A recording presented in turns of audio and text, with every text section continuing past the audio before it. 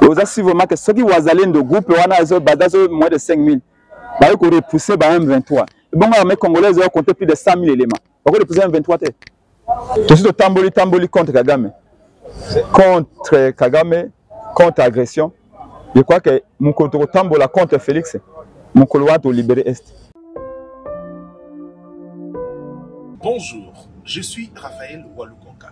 Je suis ravi de m'associer à Sendwave, une application de transfert d'argent qui vous permet de transférer de l'argent en République démocratique du Congo sans frais. Vos proches pourront récupérer de l'argent en République démocratique du Congo via M-Pesa, Orange Money, Airtel Money ou auprès de l'agence Union Express la plus proche de chez eux. En collaboration avec Sendwave, je vous offre un crédit gratuit de 10 $ à utiliser lors de votre premier transfert. Téléchargez l'application Sendwave et utilisez mon code promo INFO243 pour obtenir vos 10 $ offerts. Par le choc d'idées jaillisse la lumière. Mesdames et messieurs, bonjour et bienvenue dans cette édition où nous décryptons des questions d'actualité. Lelo, Ezali Sangomingi ya kosembo la question d'actualité nanani na mwana mboka Prince Epenge. Mbote mwana mboka Prince Epenge.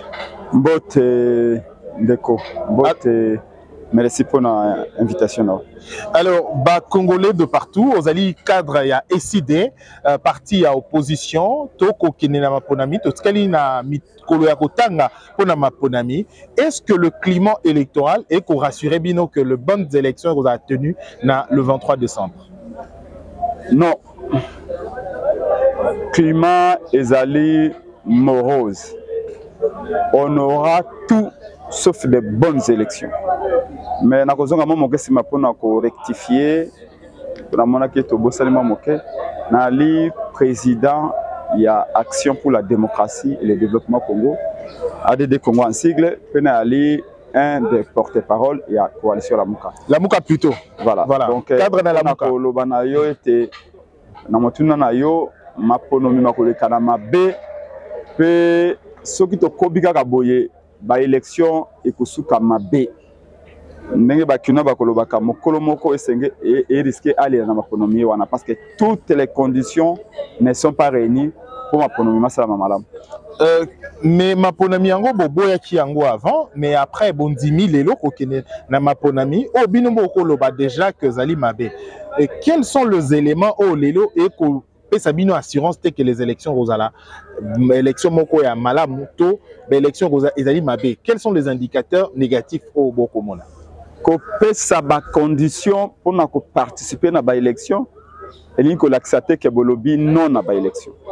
Kopé sa ba condition avant de déposer candidature l'in ko lo ba ete to na souci ya ba élection ça ma mesa ma malamu. Oyebi soko landi malamu tant to ko lo ba élection salama na Congo. Il y a différents il y a tango IDPS to mais c'est fait tu ba ko lo ba élection salama. Pour na Félix Tshisekedi n'importe quelle élection. Mais pour na Fayulu pe la Muka ba élection démocratique, transparente et apaisée. Ce qui est totalement différent en termes de typologie à ba élection. Ba critère nini sengeli pour na tolo ba élection et koleka malam. Premièrement, il faut ni ezali organe za ko organiser ba élection na biso ba candidat to ba parti politique to ala ba partenaire ba échange ezala régulièrement mais ba échange ango ezala na base moko égalitaire et ala ba échange moko to ni ali professeur biso to ali élève ni abengisi biso alobi o ya linko lobato beti maboko et puis to bimi na salle na climatisé kitera mi balé ezali ke pour élection ezala malamu ba revendication opposition nyos ba remarque nyos opposition sali kadima botango en touche. J'ai dit même kadima c'est comme une girouette. On dit que ce n'est pas la girouette qui tourne, c'est le vent qui tourne. Ce que mon girouette qui est à gauche, c'est que le vent tourne à gauche. Ce que girouette qui est à droite, c'est que le vent tourne à droite. Kadima n'est qu'une girouette. Le vent c'est qui? Mais le vent, c'est Félix Tshisekedi. Mais comment est-ce que vous avez une élection sur le qui en avant, c'est un candidat opposé Nabino, Moutou Azali comme le vent. Et Boké Boté Moutou Kakanakati, Moutou Bakatande Bakino Balobara. Comment est-ce que, parce que vous avez boycotté Toboboya qui ont participé aux élections, voire même les candidats, candidats à la députation législative nationale, déposé, au Yomoko, vous avez un potentiel candidat au déposé, mais après, Boké n'a pas élection. Est-ce que Boké a un phénomène qui n'a pas été Moutou Bakatara, tout qui a un esprit Moutou Akokata et Alia Wate. Comme Moutou Nabisonde a limité que sauver le Congo. Totikali Koboya ba élection T. Même tant que cette déclaration de l'Obaka, nous ne déposerons pas avant qu'Audit et Salam. Oui, tu as déposé Audit et Salamité, mais nous avons adapté la stratégie en nous référant à l'OYOBA catholique, notamment à lobby, stabilisation parallèle, notamment à l'ONG lobby, qui est au centenaire, qui a des résultats, au bureau de vote, à l'heure même, il y a dépouillement. Les résultats, il y a des machines à gonfler, à majorer. Comme régulateur, président à CENI, est-ce que vous allez aux élections pour amplifier une crise? Non, les élections, en principe, et dans la logique, l'élection est une des réponses à la gestion de l'école, na dirigeants en place. Félix Akambi Mabe, toi Akambi Malam. L'élection est sanctionnée soit positivement, soit négativement. Mais l'élection, Félix a organisé comme l'élection qui perd gagne. On prend le même et on recommence. Laissez-moi développer un peu en vous disant que allez-y. Les conditions sont réunies dans notre dialogue égalité entre CNI et parties prenantes. La MOCA, FCC, Union Sacrée. C'est Kadima qui dit qu'il veut voir et c'est Kadima qui dit ce qu'il veut dire. Bisous-toi moi à dire. Commençons par les commencements, comme on dit souvent. Tu bandis la constitution à bureau à CNI. Ce que tu as dans bureau à CNI, on a 7 membres. Tous les 7 membres viennent d'où? Vous voyez bien, de l'Union sacrée. Tout il y a la loi électorale, il y a l'Union sacrée. Loi, matali enrôlement. Et vous dites qu'il y a l'Union sacrée. Nous sommes la maison volonté à l'Union sacrée. Et pourtant, pour nous accepter biso au kobengo opposition, de résistance, tu y a un rôle na biso.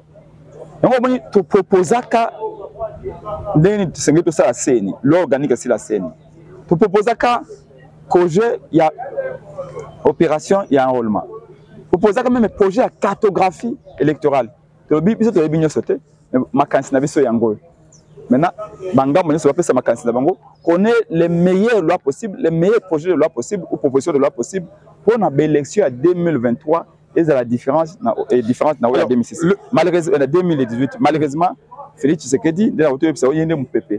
Aza comme ma caméra na ngambo na ye, to comme na situation commis. Si aujourd'hui, les lots mon collège quoi mercredi, au moni ba candidat, ba représentant, il y a ba candidat nyoso à la présidentielle, gagne na qui délégué à candidat comme à la Mokama Mboka Martin Fayulu, tout ko za ba délégué à Ndeko Fange Djongo, il y a Ndeko Mkwege, Ndeko Katumbi. Est-ce que l'opposition Borokende na forme ndenge ezaki ya lobby ya kobimisa candidature commune et opposition to Borokena d'ordre dispersé pour cette fois-ci. Ndeko question wana ezako se poser te. Pena dimite que se posaka. Pour nous la vraie question aujourd'hui, la crédibilité et transparence ya ba élection. Motuna to mituni, omoni ndeko de sangani wana. 7 candidats ba sali communiquer. C'est pourquoi on le 1. Depuis l'opération, il y a duplicateur, remise à duplicateur bandit. Les Congolais font ça. Qu'est-ce que vous avez duplicateur? Soit on a une semaine aux yeux en côté, soit on a une semaine au foot $50, $10 à payer yango. Et puis ce que va payer yango, comme on a que carte na yo, on va payer na carte na calopeda qui est en mon côté. Comme on a numéro, il y a nouvelle carte, tout y a duplicateur, ils ont différents numéros, il y a carte, il y a ozaki, na opération enrôlement à Kadima. Alors que la logique des choses, duplicata, il faut la même mention, même numéro et carte. C'est comme une photocopie. Voilà, c'est une copie. Duplicateur ali copie. Mais qu'est-ce qui fait que Moutake a un duplicateur? Bah, qu'on a une photo à Sika. Bah, qu'on a un numéro à Sika. C'est-à-dire que comme deux personnes est différentes. C'est-à-dire que comme une nouvelle opération enrôlement. Deuxièmement, Kadima a violé l'article 8 de la loi électorale. Et le BT, 30 jours plus tard, avant le début de la campagne électorale, il faut afficher la liste définitive des électeurs. Kadima n'a pas affiché, nous sommes à 2 semaines de la campagne électorale, Kadima n'a pas affiché la liste des électeurs. Vous, tel que vous êtes là, Raphaël, qu'est-ce qui vous dit que vous allez voter? Qu'est-ce qui vous dit que mon collègue vote, il faut voter le 20? Parce qu'il est droit le plus légitime, hein, sur la non, ça c'est générique et ça c'est presque une récitation. Qu'est-ce qui vous dit que vous vote le 20? Parce qu'on a carte d'électeur. Non, ça ne suffit pas. Vous pouvez avoir une carte d'électeur, mais ceux qui comme on a une liste et un affiché électoral, vous votez. Il y a un moment où afficher liste définitive de l'électeur. Pour moi, on a carte, malgré la carte. C'est comme on a une liste. C'est comme on a la liste. Vous votez. Malheureusement, Kadima a menti. Il a répondu rapidement à notre communiqué de 7 candidats. Il dit que non, on affiche à qui? Je peux vous dire que mes membres de l'AD de Congo, sillonné le bureau belé. 7 bureaux, c'est 3, la liste de l'électeur et réalité. Et même maintenant, on va préposer, on va faciliter la population pour identifier comment on a bango. Les préposés ne venaient même pas. Si les 12 antennes à Kinshasa, il n'y avait que 3 antennes qui fonctionnaient. Comment est-ce qu'une ville où il y a 18 millions d'habitants, on a plus de 4 millions d'électeurs. 4 millions d'électeurs qu'on se fait identifier et pas il y a 4 individus que Kadima a placés là pour distraire les élections. C'est le droit le plus légitime, il y a peuple. Quel message au adressé à peuple aujourd'hui? Au droit na bango le plus légitime aux élections. Attitude nini, il faut pas qu'il y ait aux élections dans quelques temps. Mais attitude il faut faire échec na plan ya Kadima pe ya Chilombo. Il faut frauder. Chilombo veut frauder. Félix Énergie qui est pas la faute. Il est en train de marcher comme un éléphant dans un magasin de porcelaine. Il veut tout casser. Attitude il faut que ça peuple été. Bon, le cas qui changement en 2018, changement y a été. Au dit que mon aboye, la francophonie va détourner. Plus de 270 millions de dollars, la francophonie va les yango. Et tout le monde a dit que monoko. Aïe de l'eau que ça. Ils se sont répartis le rôle. Bamusu bako yi, bamusu bako dénoncer. Mais en réalité, bakabulambongo. Attitude al bosse vous peuple. Bon, le cas qui changement en 2018, Félix Aye a maintenu le statu quo. Et ça même le système à Kabila. Ngai moko prince penge passeport nangai depuis 3 mois. Moulaja awa na a bloqué passeport nangai. Nako voyager te. Kaka même parti de dénonciation à Kabila. Qui moyiba mfanga l'état. Depuis toye awa boye. Tangalanga ba projet à Félix Tshisekedi de paye. Projet à liboso 100 jours. Plus de 460 millions de dollars et kenda na mai. Chilengelo ba détourna mbongo nyoso. Kindelenda ba détourna nyoso. 145 territoires. Na uti na mwanda na uti na boma yo moni ata na ni ko batuna so intérieur ba olo ba ki ba moni ko bima ba ndako ko bima ba école ba ko intérieur. Qu'est-ce que vous avez vu de 145 territoires et Pengue, j'ai l'avantage maintenant ya ko kena ba territoire nyoso ya Congo. Je peux être fier au moins à Olobaete. Kaka na 2 ans où tu ko le canal na zaki na plus de 8 provinces. Na plus de 15 territoires. Vous remarquez na uti na Mwanda, Nazaki na Boma, Nazaki na Matadi. Je dis na ba micro ba confrère na RFI à Al Jazeera, je l'ai dit que aucun candidat ne serait invalide. Au contraire, ba ko baksa même ba candidat mususu. Maintenant, laissons au peuple les choix. Moi, j'étais dans une société pendant 15 ans avec responsable de marketing et service qualité. On m'a toujours appris que la concurrence bénéficie aux clients. Okay. Oui, maman, ça va être comme mikate na coin, yemoko, azara fier, hein. Et ceux qui va commis mitan, va être comme mikate, azara sous fierté, hein. Moni, c'est-à-dire que ceux qui y a plus il y aura des candidats, plus il y aura des candidats, plus il y aura d'offres politiques, plus il y aura des choix. Donc l'électeur vous à l'aise, il va choisir le meilleur programme possible. Donc les candidats tous sont bazar. Maintenant la question c'est de dire tout à ce que moto ni na comme un programme de gouvernance. Félix Akoya na un programme de gouvernance, Fayulu aye na oyaye, Katumba aye na Moukou aye na aye. Maintenant peuple a libre de choisir meilleur programme. Mais là encore, programme est est-ce que après vote, ba résultat eux kobima et ko respecter choix à peuple voilà combat na biso la muka voilà combat na biso de Congo question zande to boyi système ya au voter Prince Epenge kuno Augustin Kabila Ndabi. Mais alors, vous allez aux élections sans législatives. Est-ce que, et qu'on rassurer Bino, admettons que vos huiles est là, et qu'on rassurer Bino climat, il y a gestion à Malamou après, admettons que vos huiles la présidentielle à 2020. Il ne s'est posé aucun problème. Parce que la cohabitation dans tous les pays civilisés, la cohabitation existe. Ah, cohabitation, même chez nous, on peut avoir une cohabitation sans problème. Mais exemple, beaucoup d'exemples, Mabé. Cohabitation en République à Liboso, Kassavou Bouna Lumumba. Non, vous savez ce qui s'est passé? Non. Moi, Nazali licencié dans la science politique, mais le Koutate original. Lumumba, Kassavou Baouta qui a la majorité parlementaire à Lumumba. Lumumba est élu député national d'abord, avant comme premier ministre. Donc, Lumumba a linga qui Kassavou comme président. Parce que Lumumba a linga qui est un régime parlementaire. Dans le régime parlementaire, mon toit a joué en réalité le rôle, il y a président, il y a solo, il y a le premier ministre. Lumumba a linga qui Kassavou comme président. Ceux qui sont députés, Lumumba votent Kassavou, votent Kassavou comme président. Donc, il y a un monde qui va éliminer Lumumba, il y a Kassavou il n'y a pas de problème. Maintenant, on a Chilombo na Kabila. Pourquoi les députés il y a FCC respectent qui Félix était? Mais parce que la bête Félix c'est Chilombo qui m'a calé, mon tati qui m'a embêté à l'Ifaïlou. Bon, Félix c'est que dit Aouti na deal, Aouti na accord. Donc on va respecter. Rappelez-vous na deal. Papa, vous avez suivi juste, mais tant à commencer la politique, à s'en tenir toujours dans la tous à la télé, le col à Zoba, au l'accès sans aïe à comment t'as songa mon sapinayo. Moni Nanga Kotanga yanga kombo na été. Nous étions dans un pays sérieux comme la Chine. Nanga serait arrêté, jugé, condamné et pendu. C'est parce que tu as une république bananière. Nanga ne peut pas parler. Nanga ne devait même pas ouvrir sa bouche. Si vous êtes comme la bouche de à cause de Nanga. Bon, à quoi ça veut dire que Félix Tshisekedi a quoi qui m'a calé, on doit dire que mon gars mais a failli. Qui ne le sait pas? À cause de la démilice. Comme Kuna.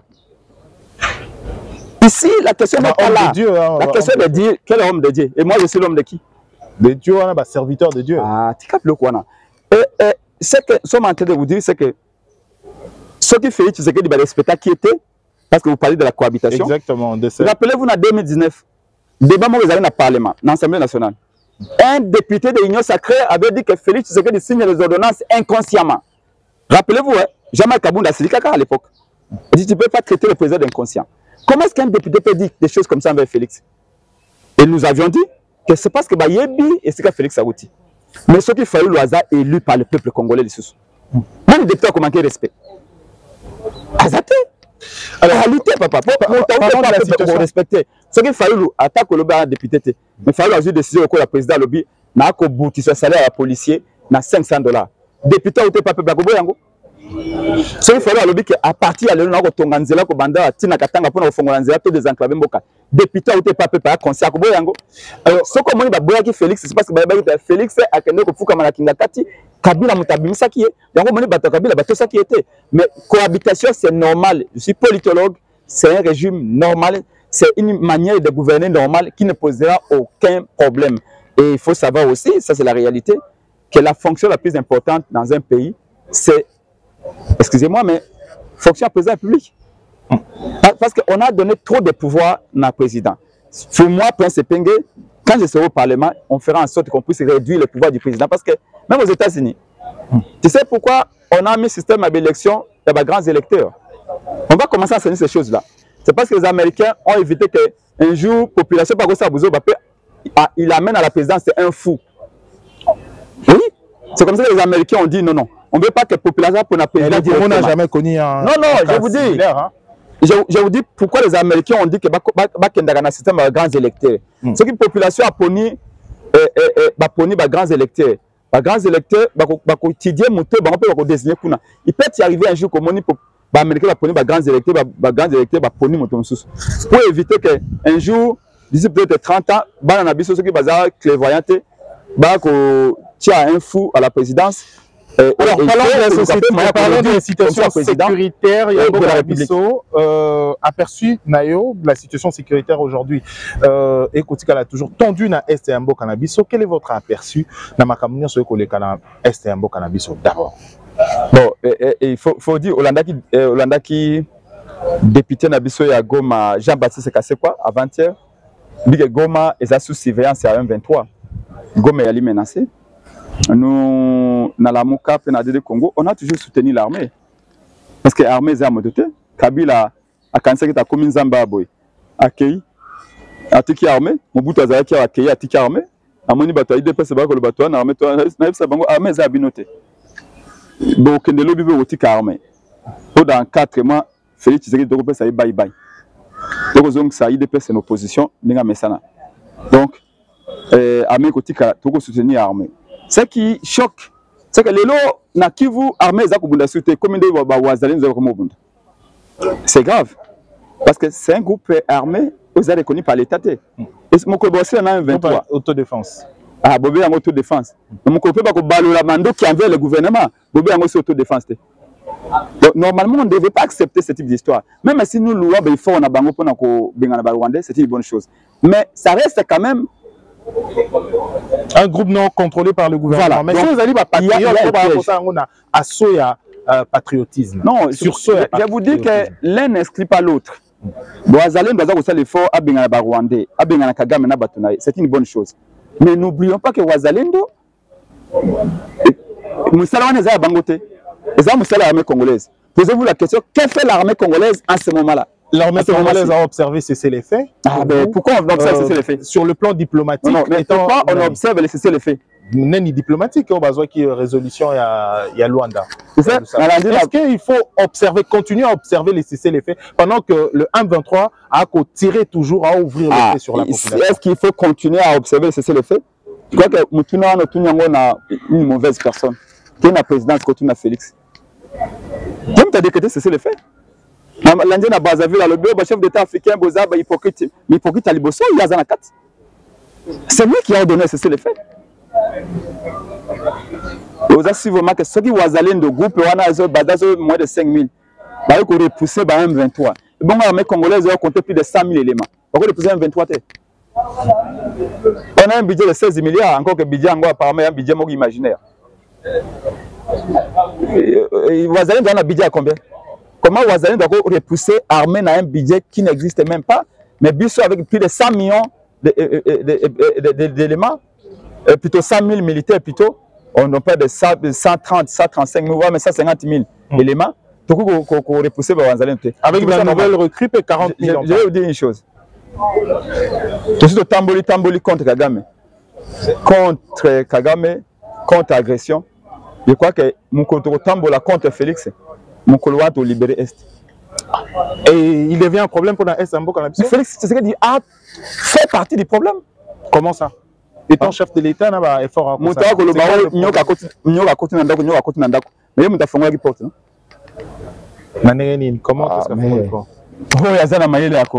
Parce que la guerre est bandie dans 97, comment y a? Non, c'est pas ça le problème. La guerre est bandie dans 97. Ça veut dire qu'on peut faire faute dans le musée. Nous avons fait faute des Mobutu. Mobutu a fait faute des Kassavou. Kassavou a fait faute des Belges. Les Belges ont fait comment est-ce qu'il y a fait? Un chef n'arrive pas à dire ça. Un chef assassine, pas. Moi, en science, on m'a dit, science politique et science du pouvoir. On m'a toujours dit qu'un chef, quand il est là, même un chef a un pilote. Pilote, on a 13 000 mètres d'altitude ou 13 000 pieds. Ce qu'avion nous y panne. Pour le bateau, mais quand c'est un bon avion, débrouillez-vous, papa. Qui c'est un avion qui t'en a. Le bateau, bon, ceux qui tous écrasés, ça faut n'engager. Un bon pilote, c'est débit pour sauver son avion et ses passagers.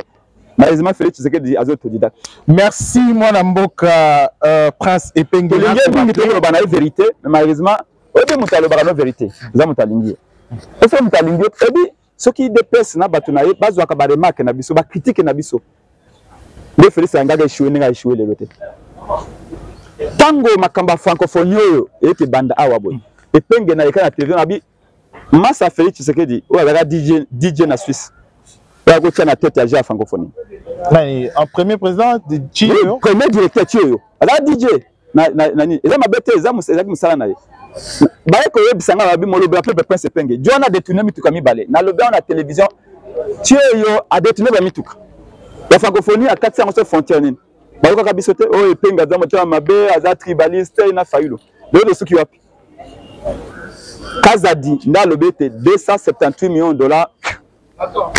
Nzele zwe banité. Soki ba ko kibiso. Soki ba ko église catholique.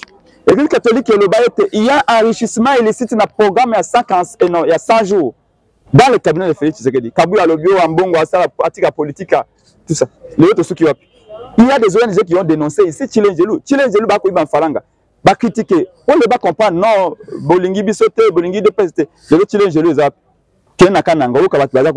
tout l'argent qui était affecté dans Chilengelou, on a volé.